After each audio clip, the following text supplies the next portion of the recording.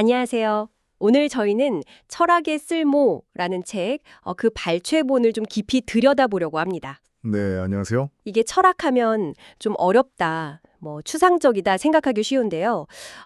이 자료는 꼭 삶의 사용 설명서 같아요. 아, 사용 설명서요? 네. 고통이라든지 관계, 아니면 죽음 같은 아주 현실적인 고민들 있잖아요.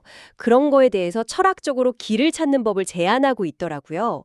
그래서 오늘 저희 목표는요, 이 책을 통해서 철학이 그냥 머리로만 아는 게 아니라, 진짜 우리 일상이나 감정 조절에 도움이 되는 도구구나. 이걸 좀 확인해 보는 겁니다. 네, 아주 흥미로운 접근이네요. 자, 그럼 이 자료 속으로 한번 들어가 보죠. 네, 맞습니다. 이 책은 진짜 철학자들이 내놓은 어떤 처반전 모음집 같아요. 처방전이요? 네, 그냥 이론만 쭉 나열하는 게 아니고요. 고통, 슬픔, 불안 같은 감정들 있잖아요. 네네. 그리고 또 사랑, 늙음, 죽음 같은 어쩔 수 없는 경황들. 이런 각 상황에 맞는 철학적 관점이나 어떤 대처 방식을 딱 제시해 주는 게 핵심이죠. 아, 구체적인 방법들을요? 그렇죠. 그러니까 삶을 좀 더 능동적으로 헤쳐나가고 스스로 길을 찾는데 철학이 꽤 유용한 안내자가 될 수 있다. 이런 이야기입니다. 좋습니다. 그럼 가장 기본적인 질문부터 시작해 볼까요? 나 자신을 아는 것. 네, 근본적이죠. 소크라테스의 너 자신을 알라 이거 너무 유명하잖아요. 근데 책에서는 이게 그냥 내 성격 파악하고 그런 수준이 아니라고 하더라고요. 맞아요. 그 이상이죠. 소크라테스가 철학을 삼파술이라고 했듯이 스스로 이렇게 질문을 던지면서 내면의 진실에 다가가는 과정이다. 이런 거죠. 그렇습니다. 핵심은 그 겉으로 보이는 모습이나 사회적인 역할, 그런 거 너머에 있는 진짜 나를 마주하려는 용기예요. 용기요? 네. 책에 데리다 일화가 나오는데 이게 참 재밌어요. 아, 데리다요? 어떤 건가요? 데리다가 자기 고장의 앞에서 벌거벗은 상태로 있었던 거죠. 그때 느꼈던 엄청난 부끄러움에 대해 얘기하는데요. 네. 그 순간에 그 동물의 순수한 시선 있잖아요. 그걸 통해서 평소에는 생각지도 못했던 남에게 보여지는 나를 발견했다는 거예요. 아, 고양이의 시선을 통해서요? 네. 이런 좀 낯선 경험이 오히려 우리 자신을 더 객관적으로 그리고 더 깊이 이해하게 만든다는 거죠. 타자의 시선이 자기 성찰의 도구가 될 수 있다. 와, 이건 정말 생각의 전환인데요. 그렇죠. 그럼 이걸 좀 실용적으로 생각해 보면 그냥 혼자 막 파고드는 것보다 어떨 때는 좀 불편해도 다른 각도에서 나를 보게 하는 경험이나 피드백 같은 거요. 그런 걸 피하지 않는 게 중요하던 걸까요? 정확합니다. 몽테뉴가 계속 자신을 탐구하고 기록했던 것처럼요? 네, 바로 그겁니다. 몽테뉴처럼 자기 자신을 끊임없이 탐구 대상으로 삼는 태도, 중요하죠. 네. 근데 이 과정에서 꼭 만나게 되는 게 있어요. 바로 좀 불편한 감정들이죠. 아, 불편한 감정들이요? 네, 책에서 말하는 영혼의 고통, 예를 들면 슬픔이나 두려움 같은 거요. 이걸 어떻게 다루느냐가 이제 다음 문제인 거죠. 맞아요. 특히 고통이나 두려움은 진짜 피하고 싶잖아요. 그렇죠. 누구나. 철학은 여기에 대해서 좀 현실적인 조언을 주나요? 그냥 긍정적으로 생각해라 이런 거 말고요. 철학, 특히 스토아파파 같은 경우는요. 고통을 없애는 마법을 주진 않아요. 아, 그런 건 아니군요. 네, 대신에 고통을 바라보는 관점 자체를 바꾸라고 제안하죠. 세네카 같은 철학자는 그런 말을 했어요.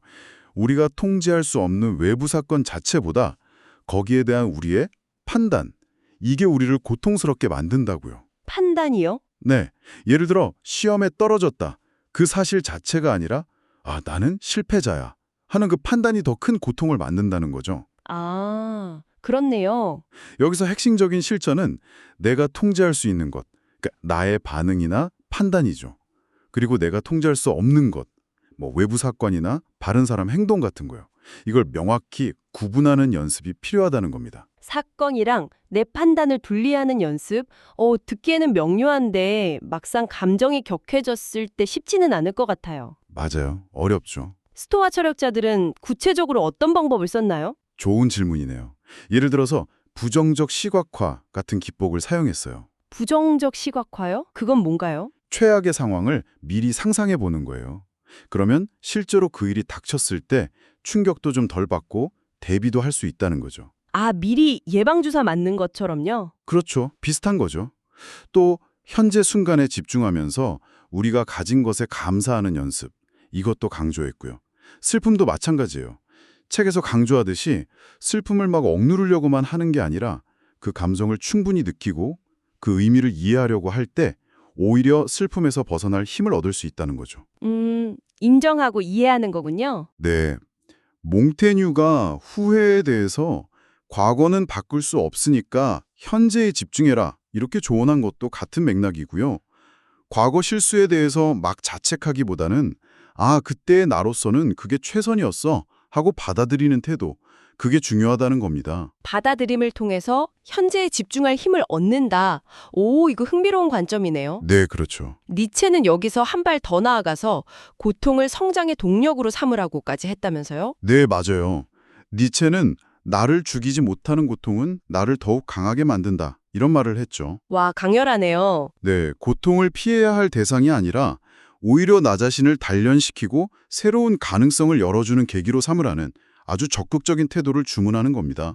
이건 스토아의 수용과는 또 다른 관점이죠. 그럼 이걸 실용적으로는 어떻게 적용해 볼 수 있을까요? 어려운 상황에 처했을 때 스스로에게 이렇게 질문해 보는 거예요.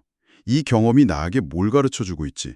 어떤 강점을 길러주고 있는 거지? 하고요. 아, 고통의 의미를 다시 해석하는 거군요. 그렇죠. 스피노자도 비슷하게 봤어요.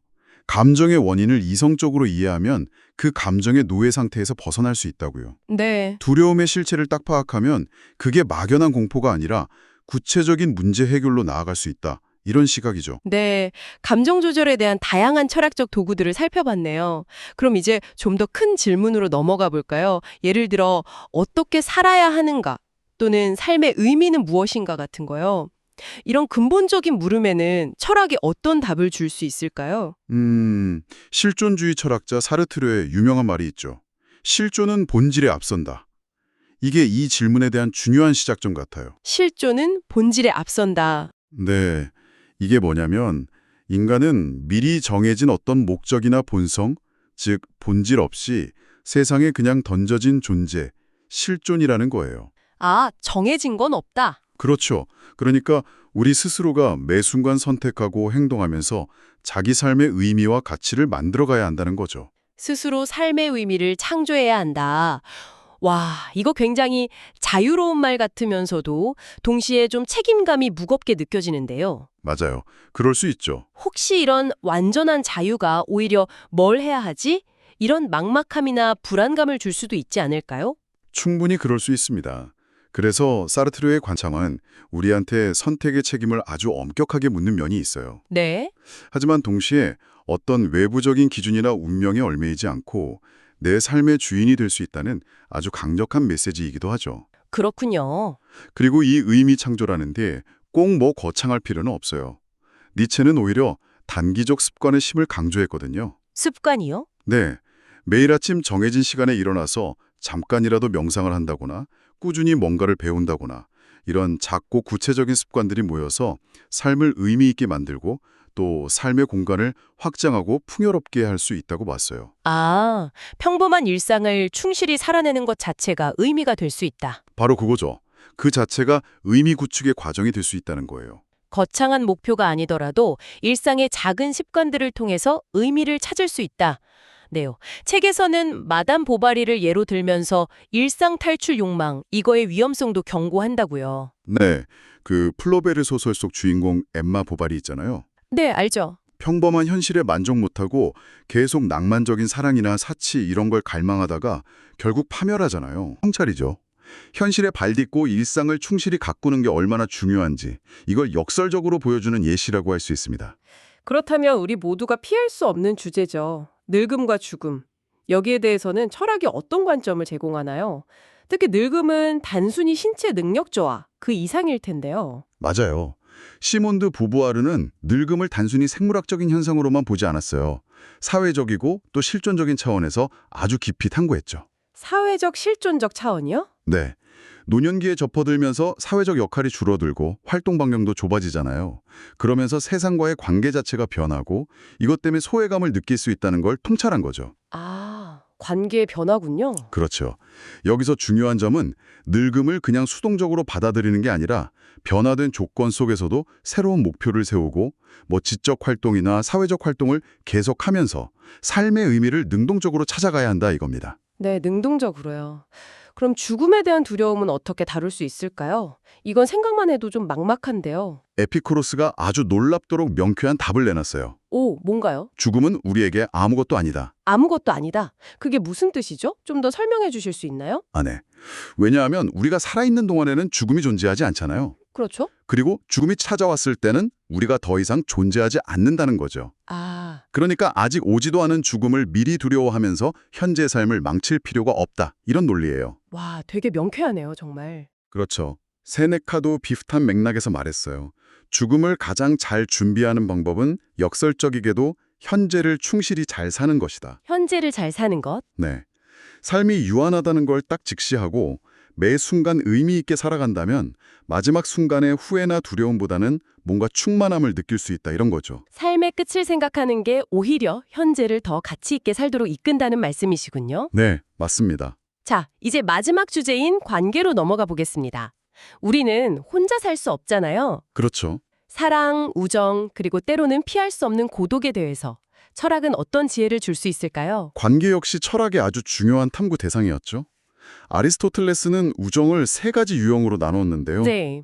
그중 가장 이상적인 것은 서로의 덕을 알아보고 존중하면서 함께 성장하는 진정한 우정이라고 봤습니다. 덕을 기반으로 한 우정. 네. 이건 단순한 이익이나 즐거움을 넘어선 깊은 유대감을 의미하죠. 현대사회에서 진정한 우정을 찾고 유지하는 것에 대해 좋은 성찰점을 제공한다고 생각해요. 네. 요즘처럼 관계가 좀 가볍고 쉽게 변하는 시대에 되새겨볼 만한 이야기네요. 그럼 열정적인 감정, 사랑에 대해서는 어떤 이야기가 있나요?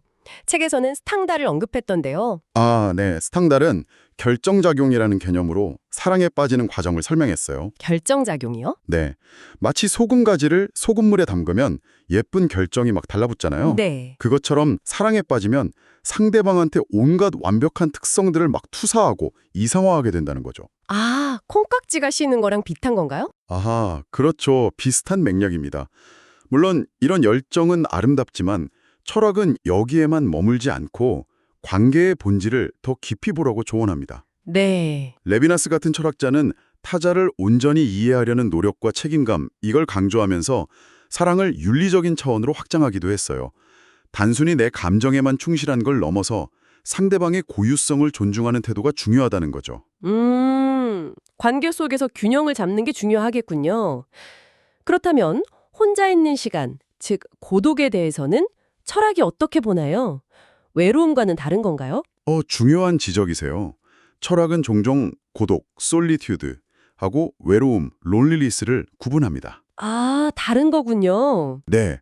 외로움은 타인과의 연결이 없어서 느끼는 좀 고통스러운 감정이고요. 반면에 고독은 자발적으로 혼자 있는 시간을 가지면서 자기 성찰이나 창조성을 위한 기회로 삼는 거예요. 서로가 월드노스가에서 보낸 시간처럼요. 네. 물론 인간은 사회적 존재니까 타인과의 연결은 필수적이죠. 그렇죠. 몽테뉴가 피상적인 잡담보다는 소수의 친구와 나누는 진솔한 대화의 가치를 높이 평가했듯이요.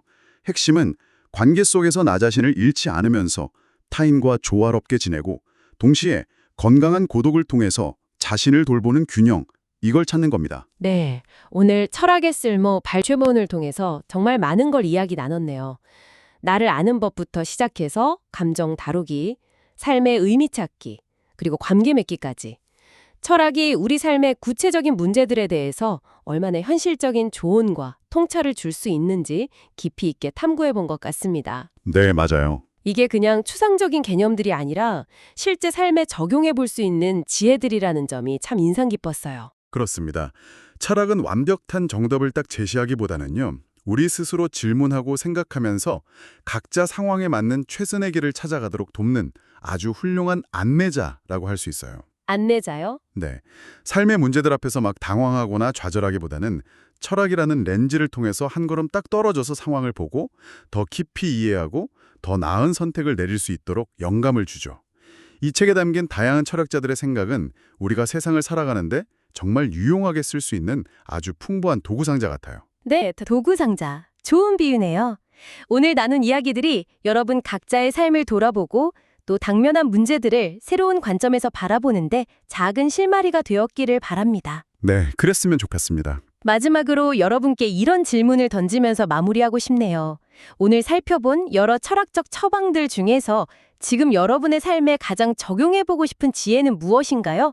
그리고 그것을 구체적으로 어떻게 실천해 볼 수 있을지 한번 생각해 보시면 어떨까요? 다음 시간에 더 유익한 탐구로 돌아오겠습니다.